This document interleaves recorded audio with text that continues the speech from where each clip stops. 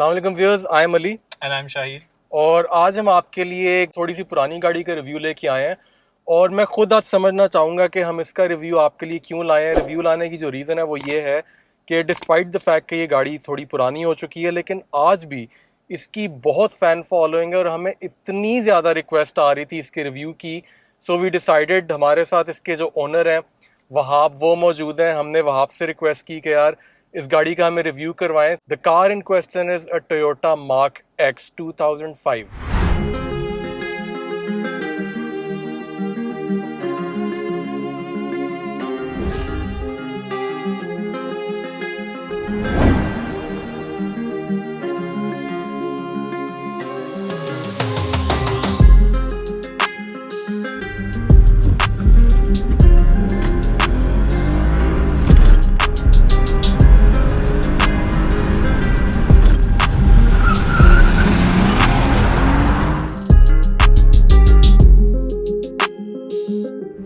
सबसे पहले बात कर लेते हैं इस गाड़ी की कि ये एक्चुअली 2004 में गाड़ी इंट्रोड्यूस हुई थी। और इससे पहले जो गाड़ी आती थी वो मार्क एक्स नहीं कहलाती थी, उसे मार्क टू कहते थे। मार्क एक्स बैच के साथ ये इसकी फर्स्ट जनरेशन है। और इस गाड़ी की सबसे ज़्यादा जो फ़ैन फॉलोइंग थी वो इसलिए थी बिकॉज ये गाड़ी रियर व्हील ड्राइव थी।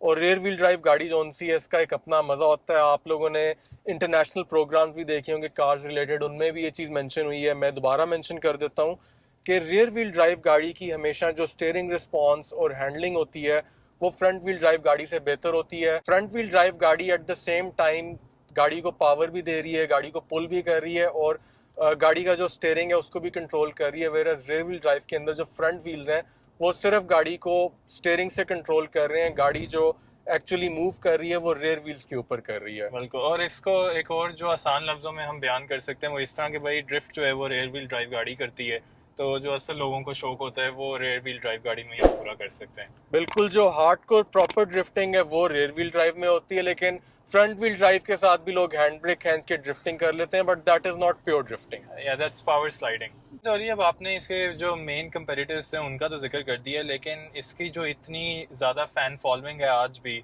उसकी एक रीज़न तो इसकी ऑब्वियसली इंजन और पावर डिलीवरी भी है। अब हम जिस गाड़ी में बैठे हुए हैं ये इसका 300G प्रीमियम मॉडल है, विच मीन्स कि इसमें 3000 सीसी V6 इंजन आता है जो कि 246 हॉर्स पावर प्रोड्यूस करता है और बहुत ही impressive 318 newton metres of torque produce करता है। अब इसके मुकाबले में लोकली इस टाइम पे जितनी भी गाड़ियां, आई थिंक हमने ओशान की X7 थी, वो तकरीबन 300 न्यूटन मीटर्स टॉर्क प्रोड्यूस कर रही थी और उसकी भी एक्सेलरेशन काफ़ी इंप्रेसिव थी। लेकिन सेडान्स में कोई ऑप्शन नहीं है। हाँ, फिलहाल तो नहीं। और ये जो V6 इंजन है मेरा ख्याल है ये भी एक बहुत बड़ी वजह थी इसकी फैन फॉलोइंग है, बिकॉज एकॉर्ड और कैमरी में जो इंजन थे वो 4 सिलेंडर थे, ये V6 इंजन है। और V6 इंजन की खैर इवन आइडल पे जब आप इसको थ्रॉटल देते हो तो एक जो इंजन साउंड है, जो इंजन का मजा है वो काफी इंप्रेसिव होता है। अच्छा शाहिल, कैसा लग रहा है? सोनाटा भी चलाई हुई है, RS भी चलाई हुई है, पुरानी टर्बो भी चलाई हुई है, कैमरी भी चलाई हुई है, तो ये गाड़ी चला के क्या फीलिंग आ रही है, कैसी फीलिंग आ रही है? कुछ मैंने मेन डिफरेंसेस हैं जो अभी मैंने बैठती नोटिस किए हैं। पहली चीज़ तो ये है कि जो इसकी सीटिंग पोजीशन है वो बहुत आइडियल है। अभी जब अली पीओवी भी इसका करेंगे तो उससे भी जो ड्राइविंग पोजीशन है उसका आइडिया हो जाएगा हमारे व्यूअर्स को, लेकिन वाकई बहुत फ़र्क पड़ता है। फिर दूसरी ये कि जो रिस्पॉन्सिव है गाड़ी वो भी बहुत ज़्यादा है। मैं तो हैरान हो रहा हूँ कि तकरीबन ये गाड़ी 1.25 लाख चल चुकी हुई है और ऑब्वियसली कोई 17-18 साल पुरानी गाड़ी है, लेकिन फिर भी बिल्कुल इसमें आपको महसूस नहीं होता कि किसी भी तरह का लैग है। और मेरे ख्याल से तो ये बड़ी एक अच्छी गाड़ी है अगर आपने नई गाड़ियों के साथ कभी मुकाबला करना हो ना, कि लोग अब 80-90 लाख की जैसे कि सिविक RS लेते हैं एंड दे से कि जी ये तो बड़ी तेज़ है, तो ये गाड़ी तो उसको साथ भी ना लगने दे। बिल्कुल, ऑफ कोर्स फैन फॉलोइंग किसी वजह से ऑफ कोर्स। और अब मुझे वाकई ये चीज़ समझ आती है कि क्यों लोग आज भी इतनी पुरानी गाड़ी अगर लेना चाहें। ऑल्दो मैं पर्सनली हमेशा यही प्रेफर करता हूँ कि 0 मीटर गाड़ी ली जाए, लेकिन इट डज़ मेक सेंस कि भाई इस कीमत में इस तरह की गाड़ियाँ अभी भी जो मार्केट में अवेलेबल हैं वो अगर अच्छी कंडीशन में मिल जाएं तो बड़ी अच्छी डील होती है। अगर आपने शौक के लिए साइड पे इस तरह की गाड़ी रखनी है तो फिर तो लेनी बनती है इस प्राइस बिल्कुल। के अंदर। और हाँ, एक और भी ड्राइविंग एक्सपीरियंस से मुतालिक एक और चीज़ है कि जो इसकी ये रेयर व्हील ड्राइव होने का एक फ़र्क मैं महसूस कर रहा हूँ ड्राइविंग में, वो ये भी है कि weight distribution as a driver आपको फील हो रही है गाड़ी में। तेज़ स्पीड पे टर्न करते हैं अपनी फ्रंट व्हील ड्राइव गाड़ी को, तो उसका रिस्पॉन्स बड़ा एक फ़र्क आ रहा होता है एज़ कम्पेयर टू जब आप ये रेयर व्हील ड्राइव को कर रहे होते हैं। तो एक और ये चीज़ है, जैसे ही आप इस गाड़ी को कुछ देर के लिए चलाएंगे तो आप फील करेंगे। अच्छा शाहिल, गाड़ी की वैसे अगर क्वालिटी की बात करें तो देखो, ये गाड़ी ऑलमोस्ट 17-18 साल पुरानी अब हो चुकी है। मतलब रैटलिंग स्क्वीक्स बहुत कम है इससे। मेरा ख्याल है 4-4 साल पुरानी बहुत सी जो महंगी लोकल गाड़ी हैं उनके अंदर इससे ज्यादा आवाजें होती हैं। सीट्स भी ठीक हैं गाड़ी की, इंटीरियर केबिन, आपको मतलब ये गाड़ी फील नहीं करवा रही कि ये 18 साल पुरानी गाड़ी है। नहीं, बिल्कुल ऐसे ही है मेरे ख्याल से। एक तो वो टोयोटा वाला फैक्टर भी है कि टोयोटा तो रिलायबल तो है, ऊपर से ड्यूरेबिलिटी में भी इसका कोई मुकाबला नहीं है। उसके अलावा जहाँ तक टेक्नोलॉजी की भी बात की जाए, मैंने इससे पहले जितनी भी मार्केट्स देखी हैं वो सारी चाबी से स्टार्ट होती थी। ये पहली अभी तक की मार्केट्स है जो मैंने चलाई है जो कि पुश स्टार्ट के साथ आ रही है।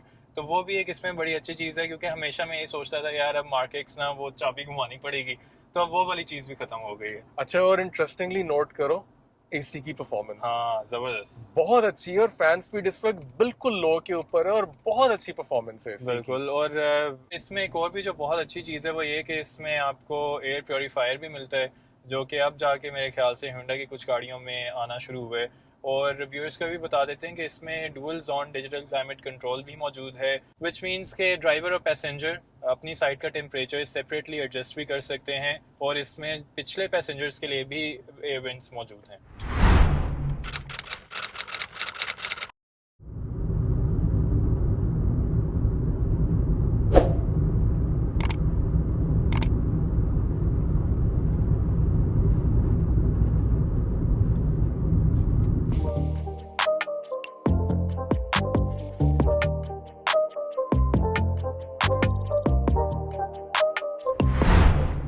अच्छा जी, अब मार्क एक्स के पीओवी पे चलते हैं। पीओवी पे चलने से पहले मैं आपको इसकी कुछ चीज़ें दिखा देता हूँ। ये इस गाड़ी का इंफोटेनमेंट सिस्टम है। इसके अंदर काफ़ी ज़्यादा इन्फॉर्मेशन आपको मिलती है, फ्यूल एवरेज की भी मिलती है। उसके अलावा गाड़ी के मेंटेनेंस स्केड्यूल्स को आप इसके ऊपर सेट कर सकते हैं, तो it's a very good thing. और इस गाड़ी के अंदर by the way rare parking shed है, जो कि इस वक्त PKDM सिर्फ और सिर्फ सोनाटा 2.5 में आ रहा है, बट इस गाड़ी में ये 17 साल पहले से अवेलेबल था। ये AFS जो है ये इसका ऑटो फोकस सिस्टम है, और ये इसकी लाइट्स के लिए, इसकी जो लाइट्स हैं वो depending on distance, driving conditions, जो अपना फोकस है वो ड्राइवर की एड्स के लिए खुद ब खुद सेट करती हैं। अच्छा, इस गाड़ी के अंदर जो पार्किंग ब्रेक है इट्स नॉट इलेक्ट्रॉनिक, एक कन्वेंशनल ब्रेक है जो कि आप फुट से नीचे वहाँ पे आप ऑपरेट करते हैं उसको रिलीज हो जाती है। एंड ड्रॉबैक ये भी है कि इस गाड़ी के अंदर ऑटो ब्रेक होल्ड का फंक्शन नहीं मौजूद। और ये इसका auto dimming rear view mirror है, जो कि आज से 17 साल पहले इस गाड़ी में दिया गया था। काफ़ी पाकिस्तानी गाड़ियों में आज भी नहीं है। तो अब आई थिंक ड्राइव पे चलते हैं। जो फ्रंट विजिबिलिटी है गाड़ी की वो बहुत अच्छी है, बल्कि इसके अंदर लेटली काफ़ी मैन्युफैक्चरर्स ने एक फिलॉसफी फॉलो करना शुरू की है, जो कि गाड़ी चलाते हुए आपको गाड़ी का हुड नज़र आए। तो इस गाड़ी में इसका हुड नज़र आता है। अगेन मैन्युफैक्चरर्स वापस इस चीज़ की तरफ फिर से आना शुरू हो गए हैं। जो इसके पिलर्स हैं वो बहुत ज़्यादा स्लीक नहीं है। ब्लाइंड स्पॉट बहुत बुरा भी नहीं है, लेकिन मैं ये भी नहीं कहूँगा कि बहुत अच्छा है। अच्छा, और इसका जो टर्निंग रेडियस है वो भी अब देख लेते हैं। यही वो पॉइंट है जहाँ हम ज़्यादातर गाड़ियों का कोशिश करते हैं कि टर्निंग रेडियस चेक करें। इसको मैं यहाँ पे रोकता हूँ, the road is all clear, और इसका ये मैंने स्टीयरिंग फुल लॉक कर लिया। अब हम इसको टर्न करके देखते हैं, और ये मेरे लिए थोड़ा सा सरप्राइजिंग है। इस गाड़ी का जो साइज़ है, कैटेगरी है, उसके हिसाब से मैं एक्सपेक्ट कर रहा था कि इसका टर्निंग रेडियस बड़ा होगा, लेकिन ये बड़ा मुझे इतना लग नहीं रहा। काफ़ी मैनेजेबल लग रहा है। इसका जो ये रेयर व्यू मिरर है राइट साइड वाला, इसके अंदर एंड पे जाके जो कर्वेचर है वो एकदम काफ़ी ज़्यादा इंक्रीज हो जाता है, तो उसकी वजह से जो व्यू है वो थोड़ा सा वाइड मिलता है। और जहाँ तक रोड क्लियरेंस की बात करें तो इस गाड़ी की रोड क्लियरेंस कोई बहुत ज़्यादा बुरी तो नहीं है, लेकिन एट द सेम टाइम बहुत अच्छी भी नहीं है। हमारे यहाँ पे पाकिस्तान में कुछ ब्रेकर्स काफ़ी बड़े होते हैं, तो अगर पैसेंजर्स ज़्यादा बैठे हुए हैं, गाड़ी में लोड ज़्यादा है, तो आपको शायद उनके ऊपर से थोड़ी सी गाड़ी टिल्ट करके गुजारनी पड़े। अच्छा, तो अब ऑफ कोर्स जो भी ये गाड़ी लेना चाहता होगा उसके माइंड में काफ़ी सारे क्वेश्चंस होंगे, so in that aspect ownership experience बहुत ज़रूरी है। Wahab is the owner of this car. Wahab, कितनी देर से है गाड़ी आपके पास? ये अली भाई हमने ली थी 2019 एंड पे, 2019 बल्कि आप कह लें 2018 के एंड पे ली थी, तो 2019 जनवरी से ये मेरे पास अराउंड है गाड़ी। 3 साढ़े 3 तीन साल साढ़े हो तीन गए। साल हो गए मेरे पास। तो डेली ड्रिवन है आपकी या कभी कभार यूज़ करते हो? अब ये डेली ड्रिवर है मेरी। अच्छा। पहले इस तरह आप कह लें कि हम लोग इसे, क्योंकि ये गाड़ी ना हमने शौक से रखी है, आपको इसके स्पेक्स वगैरह से पता चल ही जाएगा कि शौकीन बंदे हैं। काफ़ी, इसका मतलब है टाइम लगा के ढूंढी तो होगी। बस ये मैंने गाड़ी ली भी इस्लामाबाद से। अच्छा। ये गाड़ी इस्लामाबाद से मैंने ली है, और बस इसको आप कह लें कि अब मैं इसको डेली ड्रिवन में लाना शुरू हो गया हूँ। पहले ये गाड़ी डेली ड्रिवन नहीं थी। चलो, तो ये बताओ कि डेली ड्रिवन है तो एवरेज क्या दे रही है? एवरेज अगर आप इसको बहुत पुश करेंगे लिमिट पे, तो इसका आपको एवरेज दे देगी 3 तक भी आ जाती है इसकी। लेकिन अगर आप इसको नॉर्मल चलाएंगे, जैसे अब जाहिर सी बात है, हर वक्त तो नहीं इसको पुश करेंगे ना, अगर डेली ड्रिवन में होगी गाड़ी, तो ये आपको दे देगी कोई 7 से 8 सिविक ओरियल जितनी एवरेज आपको ये दे देगी अच्छा। सिटी में। और लॉन्ग पे आपको 14-15 दे ही जाती है। 3 तो यार टैंक वाली एवरेज लग रही है।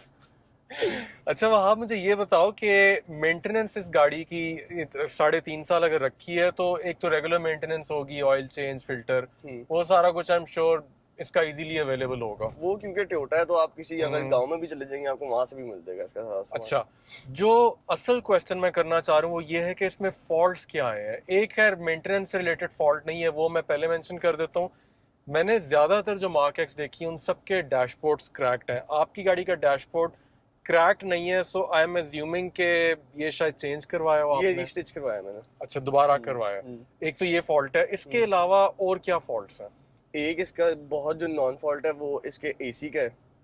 इसका जो एसी का, क्योंकि ये गाड़ी थी जेडीएम, ये पाकिस्तान वगैरह में लॉन्च नहीं हुई, तो इसका एसी का जो कंप्रेसर था ना वो उड़ जाता है।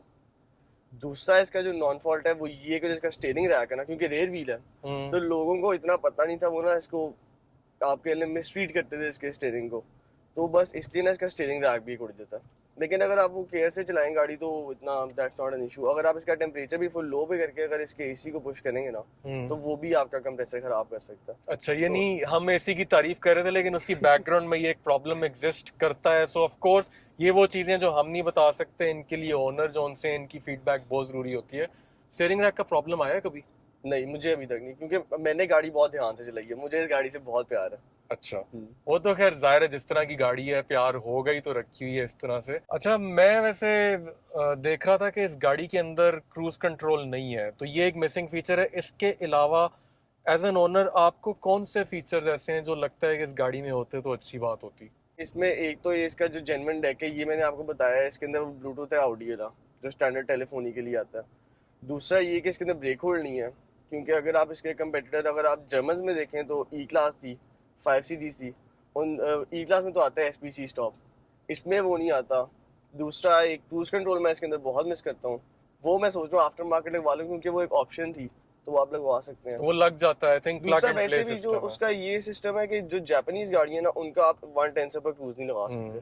तो आपको पता है हम जरा गाड़ियां थोड़ी सी पुश करने वाले बंदे हैं, मार्केट वाला स्लो तो नहीं चलाता गाड़ी, तो बस वो थोड़ा सा हाँ, फिर खैर पॉइंटलेस होता है। लेकिन मैंने सुना था कि वो वैसे उसकी प्रोग्रामिंग हो जाती है, कुछ लोगों ने क्रूज का भी लिमिटर रिमूव करवाया है। You can explore that option.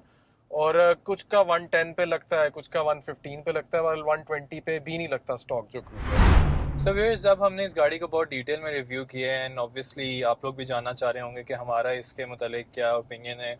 Opinion ही मैं कहूँगा, फाइनल वर्डिक्ट तो ऐसे कुछ नहीं, क्योंकि पहली बात तो है कि गाड़ी वैसी बहुत रेयर है, एंड सेकेंडली अगर तो आप एक सर्टेन तरह की गाड़ी चाह रहे हैं जो कि इस प्राइस बजट में हो, उसके अलावा इसकी जो परफॉर्मेंस भी आप चाहते हैं, फिर तो मेरा नहीं ख्याल कि इसके अलावा कोई ऑप्शंस हैं। What do you think Ali? इस परफॉर्मेंस में मुझे तो कुछ भी नहीं समझ आ रहा वैसे क्या ऑप्शन है। और आपके पास है, ठीक है, जर्मन ऑप्शंस हैं, लेकिन they cost an arm and a leg to maintain and own actually.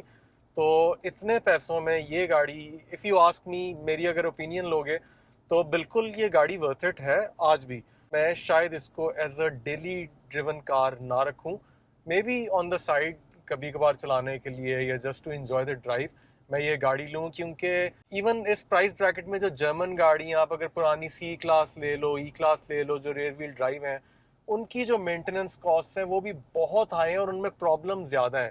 ठीक है, इस गाड़ी में भी है प्रॉब्लम्स, लेकिन एज कम्पेयर टू दोस्त काफी कम है। वो रिलायबिलिटी फैक्टर मैं इसमें कहूंगा कि ज्यादा बेहतर है उनसे बहुत। CL9 की भी ऑप्शन मौजूद है, लेकिन अगेन मेरा नहीं ख्याल कि परफॉर्मेंस में कोई इतना मुकाबला है, राइट? परफॉर्मेंस और ड्राइव डेफिनेटली इस गाड़ी की उससे बहुत ऊपर है। हाँ, ये अब एक बहुत बड़ा ट्रिक है कि अच्छी कंडीशन की ये गाड़ी ढूंढना is going to be seriously challenging. So जिसको शौक है, जिसको गाड़ियों का पता है, मेरा ख्याल है सिर्फ वही ये गाड़ी ढूंढ सकता है। Otherwise it's not recommended for those people जिन्हें बहुत ज्यादा गाड़ियों का नॉलेज नहीं है, या जो यूज गाड़ी का जिन्हें बिल्कुल आइडिया नहीं है, वो बिल्कुल भी इसकी तरफ ना जाए। बिल्कुल। सो व्यूअर्स, ये तो था हमारा markx 300G प्रीमियम का डिटेल रिव्यू। उम्मीद है कि आपको ये पसंद आया होगा। अपनी राय हमसे शेयर करें in the comments below, and will see you in the next video. Till then, अल्लाह हाफिज़। अल्लाह हाफिज़।